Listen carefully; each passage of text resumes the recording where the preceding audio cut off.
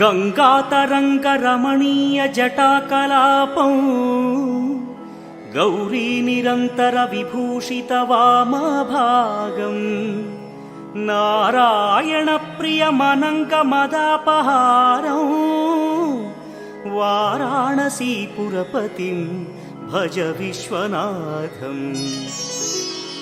वाचामगोचरमनेकगुणस्वरूपं वागीश विष्णुसुरसेवितपादपीठं वामेन विग्रहवरेण्यकळत्र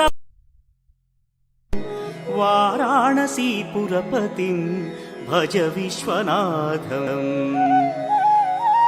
भूताधिपं भुजगभूषणभूषिताङ्गं व्याघ्राजिनाम्बरधरं जटिलं त्रिनेत्रं पाशाङ्कुशाभयवरप्रदशूलपाणिं वाराणसीपुरपतिं भज विश्वनाथम्।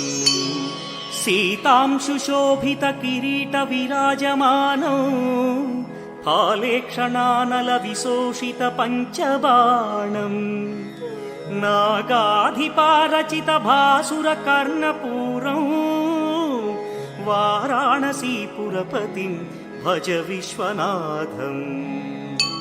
पञ्चाननं दुरितमत्तमतङ्गजानां नागान्तकं दनुजपुङ्गवपन्नगानां दावानलं मरणशोकजराटवीनां वाराणसीपुरपतिं भज विश्वनाथम्।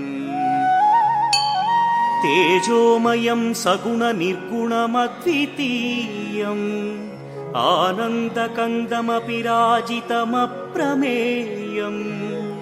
नागात्मकं सकलनिष्कळमात्मरूपं वाराणसीपुरपतिं भज विश्वनाथम्। आशां विहाय परिहृत्य परस्य निन्दां पापे रतिं च सुनिवार्य मनः समाधौ आदाय हृत्कमलमध्यगतं प्रदेशं वाराणसीपुरपतिं भज विश्वनाथम्।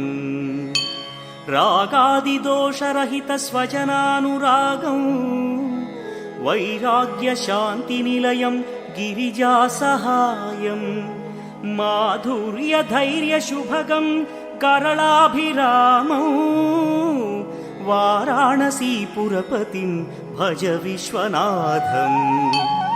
वाराणसीपुरपतेस्तवनं शिवस्य व्यासोक्तमष्टकमिदं पठिता मनुष्या विद्यां श्रियं विपुलसौख्यमनन्तकीर्तिं सम्प्राप्य देहविलये लभते च मोक्षम्।